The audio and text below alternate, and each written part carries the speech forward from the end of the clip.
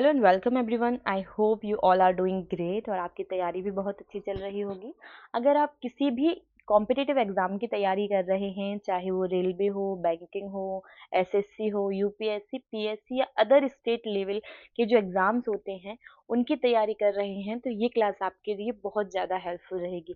इस क्लास में हम वो टॉपिक डिस्कस करते हैं जो ज़्यादातर एग्जाम में पूछे जाते हैं। तो आज की क्लास में हम डिस्कस करेंगे 8 अगस्त से रिलेटेड जितने भी करंट अफेयर्स के क्वेश्चन हैं वो आज हम इस क्लास में डिस्कस करते हैं। चलिए, तो आज की क्लास का पहला क्वेश्चन है हमारा, प्रधानमंत्री नरेंद्र मोदी द्वारा आंध्र प्रदेश के किस जिले में अल्लूरी सीताराम राजू अंतर्राष्ट्रीय हवाई अड्डे का उद्घाटन किया गया? ऑप्शन है विशाखापट्टनम, विजयनगर, कृष्णा, गुंटूर। तो सही आंसर है आपका option number B, Vijayanagar. Andhra Pradesh का एक जिला है विजयनगर, विजयनगरम, जिसमें राज्य का पहला ग्रीनफील्ड अंतर्राष्ट्रीय हवाई अड्डा बनाया जा रहा है, जिसकी लागत लगभग 5,640 करोड़ रुपए से भी अधिक बताई जा रही है। इसका उद्घाटन किया है प्रधानमंत्री नरेंद्र मोदी जी ने। किस जिले में है? विजयनगरम में। तो अब यहाँ पे बात करी गई है आंध्र प्रदेश की, तो आंध्र प्रदेश की राजधानी है अमरावती। और कभी कभी एग्जाम में पूछा जाता है कि यहाँ ये एक पर्टिकुलर राज्य का फेमस डांस फॉर्म, तो यहाँ का फेमस डांस फॉर्म है कुचिपुड़ी। यहाँ के फेमस राष्ट्रीय उद्यान जो हमें याद रखने हैं वो है पापीकोंडा राष्ट्रीय उद्यान, श्री वेंकटेश्वर राष्ट्रीय उद्यान। और सबसे फेमस चीज यहाँ पे है, भारत का सबसे गहरा प्राकृतिक बंदरगाह विशाखापट्टनम में है, और विशाखापट्टनम है आंध्र प्रदेश। तो जब भी हम कोई ऐसा राज्य या देश के बारे में पढ़ेंगे तो साथ ही हम उससे रिलेटेड स्टेटिक्स के क्वेश्चन भी करते जाएंगे ताकि वो हमें याद रहे। चलिए, अगला क्वेश्चन है हमारा, कृषि क्षेत्र में महिला किसानों को ड्रोन तकनीक और संचालन में आत्मनिर्भर बनाने के लिए तमिलनाडु सरकार ने हाल ही में कौन सी योजना शुरू की है? ड्रोन सखी योजना, वैत्री वनमगल, कृषि शक्ति योजना, नागल नालमा। कौन सी योजना शुरू की है? Option number B. आंसर है ऑप्शन नंबर बी, वैत्री वनमगल योजना। इस योजना का मुख्य उद्देश्य है जो वहां के महिला किसान हैं उनको कृषि ड्रोन चलाना सिखाना और उनका रखरखाव कैसे किया जाता है उसका निःशुल्क प्रशिक्षण देना। यह पहल करी गई है तमिलनाडु सरकार के द्वारा। और यहाँ पे हम जब तमिलनाडु की बात कर रहे हैं तो तमिलनाडु की जो यहाँ का फेमस डांस फॉर्म है भरतनाट्यम। यहाँ का एक बायोस्फीयर भी थोड़ा सा फेमस है, मन्नार की खाड़ी। और प्रमुख जलप्रपात भी हम यहाँ का देखेंगे तो वो है होगे नक्कल जलप्रपात जो कावेरी नदी पर है। और कावेरी नदी यहाँ की सबसे लंबी नदी है तमिलनाडु राज्य की। अगला क्वेश्चन है हमारा, असम के आहोम साम्राज्य और मुगलों के बीच 1669 में एक ऐतिहासिक युद्ध की यादगार में हर वर्ष 5 और 6 अगस्त को कौन सा दिवस मनाया जाता है? सरायघाट विजय दिवस, अलावोई रण स्मृति दिवस, लाचित दिवस, कामरूप शहादत दिवस। तो इसका सही आंसर होने वाला है अलावाई रण स्मृति दिवस। ऑप्शन नंबर बी, अलावोई रण स्मृति दिवस। यह है 357वां अलावोई रण स्मृति दिवस है। इसमें मुगल सेना के खिलाफ जो शहादत हुई थी अहोम सैनिकों के बलिदान को, उसको सम्मानित किया गया है। सैनिकों की संख्या लगभग 10,000 के करीब थी। और अब हम यहाँ पे असम की बात हो रही है तो असम के जो फेमस राष्ट्रीय उद्यान है वो 7, मतलब फेमस नहीं, मतलब वहां पे 7 राष्ट्रीय उद्यान है जिनका नाम है काजीरंगा, मानस, नामेरी, ओरांग, ड्रिबू, सैखोबा, रायमोना, देहिंग, पटकई। ये वहां के राष्ट्रीय उद्यान है। और यहाँ का फेमस डांस फॉर्म है बिहू और बागू रुम्बा। और यहाँ पे एक तेल रिफाइनरी भी है जो भारत की पहली तेल रिफाइनरी थी जिसका नाम था डिगबोई, डिगबोई रिफाइनरी, तेल रिफाइनरी। और हमारा 4th नंबर का क्वेश्चन है, परमाणु हथियारों को उपयोग को रोकने और विश्व शांति का संदेश देने के लिए हर वर्ष नागासाकी दिवस किस तिथि को मनाया जाता है? तो आई होप इसका आंसर तो सभी को पता होना चाहिए। चलिए बताइए इसका आंसर क्या होगा? इसका आंसर होगा 9 अगस्त। 6 अगस्त को हिरोशिमा पर और 9 अगस्त को नागासाकी पर अमेरिका ने परमाणु बम गिराया था। जो हिरोशिमा पे गिराया था उस परमाणु बम का नाम था लिटिल बॉय, और जो नागासाकी पे गिराया था उस परमाणु बम का नाम था फैट मैन। और जिस विमान ने गिराया था उसका नाम था बॉक्सकार, बॉक्सकार V-29 बॉम्बर। तो ये चीज बहुत ज्यादा इंपॉर्टेंट है, इसको याद रखना। 6 अगस्त को कहाँ गिराया था? हिरोशिमा पर, और 9 अगस्त को गिराया था नागासाकी पर। ये दोनों जापान में हैं। और ठीक है, तो परमाणु हथियारों के उपयोग, परमाणु हथियार उन पर उपयोग को रोकने और विश्व शांति के लिए हर वर्ष 9 अगस्त को मनाया जाता है नागासाकी दिवस। अगला क्वेश्चन है हमारा, यह जो जो इस साल मनाया गया है, यह 21वीं वर्षगांठ है। मतलब 21 साल हो गए हैं जब परमाणु बम गिराया गया था द्वितीय विश्व युद्ध के टाइम पे। अगला क्वेश्चन है हमारा, जो पूर्व केंद्रीय मंत्री हैं D.Y. पाटिल, इनका पूरा नाम है दत्ताजीराव यशवंतराव पाटिल, दत्ताजीराव यशवंतराव पाटिल, जिनका हाल ही में निधन हो गया है। उनको शिक्षा और समाज सेवा के योगदान के लिए किस नागरिक सम्मान से क्या किया गया है? सम्मानित किया गया है। भारत रत्न, पद्म विभूषण, पद्मश्री और पद्म भूषण। तो इसका सही आंसर है ऑप्शन नंबर डी, पद्मश्री।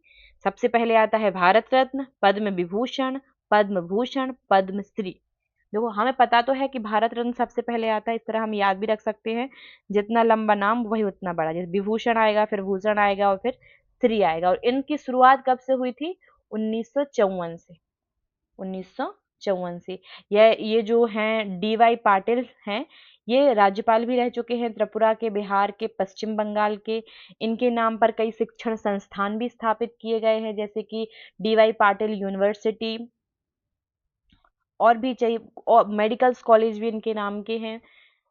इनका नाम, ये कौन थे? पूर्व केंद्रीय मंत्री थे, शिक्षाविद D.Y. पाटिल, दत्ताजीराव यशवंतराव पाटिल इनका पूरा नाम है।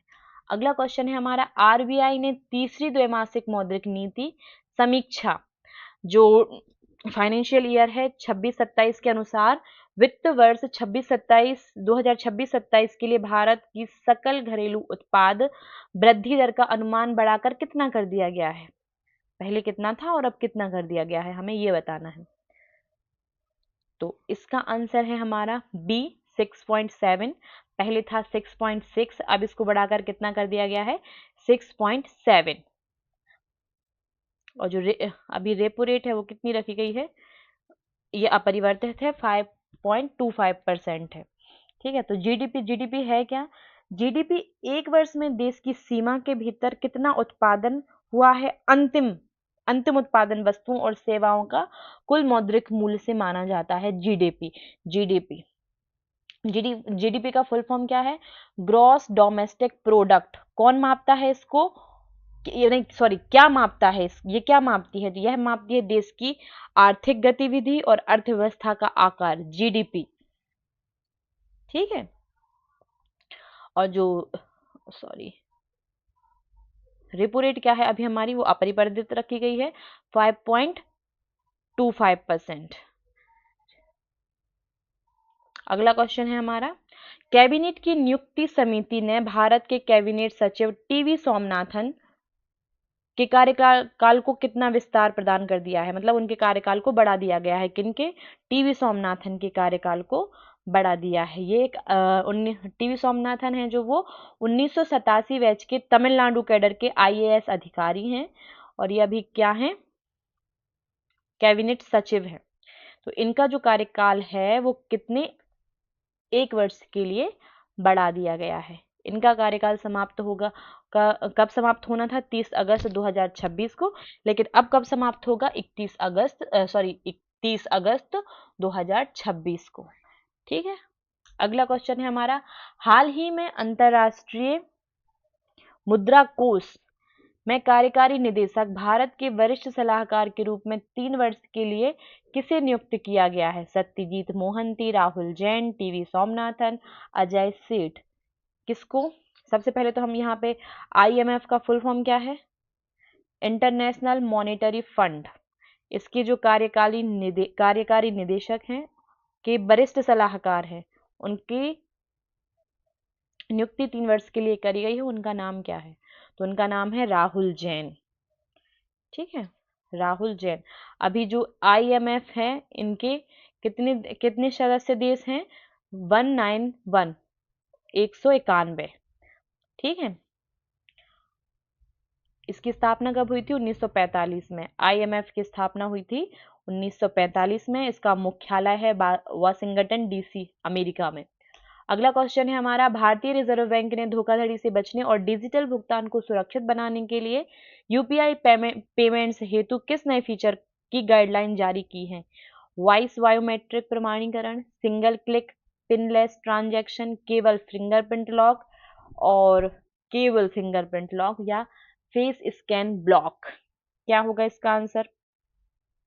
इसका आंसर है option number A, voice biometric प्रमाणीकरण। ठीक है। सुरक्षित लेनदेन हेतु RBI ने 10,000 से अधिक के डिजिटल भुगतानों के लिए पिन के अतिरिक्त, पिन तो है ही, साथ में द्वितीयक सत्यापन के लिए क्या वॉइस बायोमेट्रिक प्रमाणीकरण को मंजूरी दी गई है। ठीक है। UPI का फुल फॉर्म क्या होता है? बताओ जरा कमेंट बॉक्स में। UPI का फुल फॉर्म होता है यूनिफाइड पेमेंट्स इंटरफेस। ठीक है। और NPCI का क्या होता है? National payments corporation of India. चलिए, ये कब आया था? NPCI आया था 2008 में, मुख्यालय मुंबई में है। UPI 11 अप्रैल 2016 को। ठीक है। किसके द्वारा? RBI के गवर्नर रघुराम राजन का नाम सुना होगा, अगर उनके टाइम पे आया था, UPI लॉन्च हुआ था। लॉन्च होने की टाइम क्या है, डेट क्या है? 11 अप्रैल 2016। ओके। अगला क्वेश्चन है हमारा, भारत के किस सार्वजनिक क्षेत्र में बैंक ने सार्वजनिक क्षेत्र के बैंक ने महिला उद्यमी को वित्तीय सहायता प्रदान करने के लिए नारी शक्ति ऋण योजना 2.0 लॉन्च की है? कौन सी बैंक ने की है बताइए जरा? State Bank of India, Punjab National Bank, Bank of Baroda, Canara Bank. किसने की है? आंसर है आपका पंजाब नेशनल बैंक ने, option number B, Punjab National Bank. Punjab National Bank ने MSME में कार्यरत महिला उद्यमी को बिना किसी गारंटी के 25 लाख तक का रियायती ब्याज दर ऋण देने के लिए योजना शुरू की है। कितनी, मतलब यहाँ पे जो नारी शक्ति ऋण योजना है, इसमें कितने 2.0 लॉन्च की है। इसमें कितने रुपए तक, कितना अमाउंट उनको ब्याज दिया जा सकता है? 25 लाख। ये अमाउंट याद रखिएगा, बहुत इंपॉर्टेंट है। किसने शुरू किए है? पंजाब नेशनल बैंक ने। जो MSME में काम करती हैं महिलाएं, उनके लिए बिना किसी गारंटी के 25 लाख रुपए का ऋण देने की योजना शुरू की है। जो PNB है, पंजाब नेशनल बैंक है, इसकी स्थापना कब हुई थी? 19 मई 1894 में लाहौर में हुई थी। भारत का पहला पूर्ण स्वदेशी बैंक था ये, है भी। और स्थापना किसने की थी?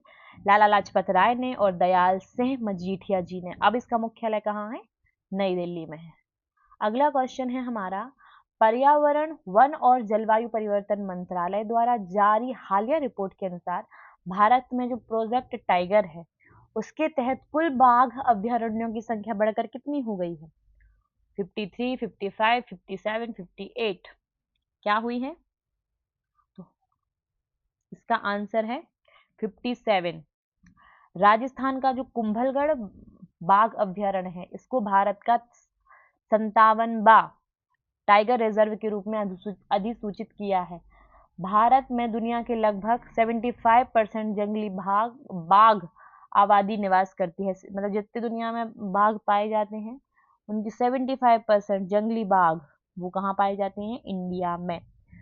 जो प्रोजेक्ट टाइगर है, इसकी शुरुआत कब करी गई थी? 1 अप्रैल 1973 में।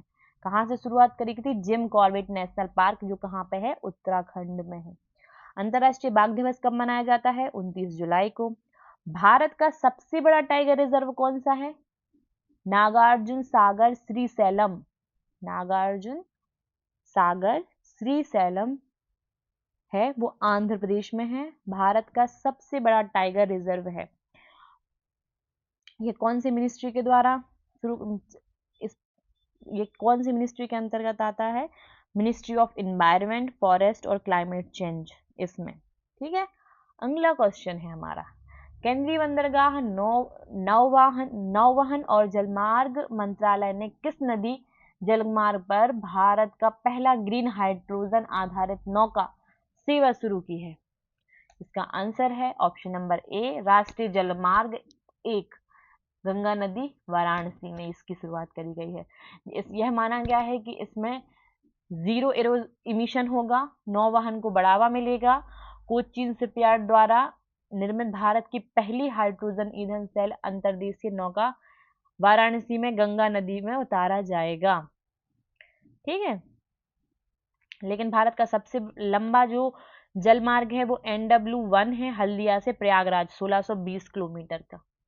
अगला क्वेश्चन है हमारा, केंद्रीय इलेक्ट्रॉनिक्स और IT मंत्रालय ने भारत में सेमीकंडक्टर अनुसंधान को गति देने के लिए किस संस्था में भारत सेमीकंडक्टर अनुसंधान केंद्र स्थापित करने की घोषणा की है? केंद्रीय इलेक्ट्रॉनिक्स और IT मंत्रालय है जो वो भारत में सेमीकंडक्टर अनुसंधान को गति देने के लिए किस संस्थान में भारत सेमीकंडक्टर अनुसंधान केंद्र स्थापित करने की घोषणा की है? IISc Bengaluru, IIT Madras, SCL Mohali Punjab में है जो, IIT बॉम्बे। तो इसका सही आंसर है option number C, SCL Mohali. Semiconductor प्रयोगशाला है जो वो मोहाली में 10,000 करोड़ के आधुनिकीकरण के साथ भारत का प्रमुख सेमीकंडक्टर R&D हब में बदला जा रहा है। ठीक है, नेक्स्ट क्वेश्चन है हमारा, हर साल 7 अगस्त को मनाए जाने वाले राष्ट्रीय भाला फेंक दिवस का संबंध किस एथलीट की ऐतिहासिक उपलब्धि से है? ये तो सबको पता ही होगा, I hope so. Option answer है आपका नीरज चोपड़ा, बी नंबर का। नीरज चोपड़ा ने 7 अगस्त 2021 को टोक्यो ओलंपिक में 87.58 मीटर का भाला फेंककर भारत के लिए एथलेटिक्स का पहला व्यक्तिगत ओलंपिक स्वर्ण पदक जीता था। उनकी इसी उपलब्धि पर हम 7 अगस्त को नेशनल जेवलाइन डे मनाते हैं और साथ में 7 अगस्त को हम हथकरघा दिवस भी मनाते हैं। राष्ट्रीय हथकरघा दिवस कब मनाते हैं? 7 अगस्त को। चलिए, अगला क्वेश्चन है हमारा, इसका आंसर आप होमवर्क में लेके आएंगे। हाल ही में जारी ग्लोबल इनोवेशन इंडेक्स में भारत को कौन सा स्थान मिला है? ये आपका होमवर्क है, ये आप करके आइएगा। आई होप आपको क्लास अच्छी लगी हो। अगर क्लास अच्छी लगी है तो प्लीज़ सब्सक्राइब करिए चैनल को और हमारे साथ जुड़े रहिए। Thank you.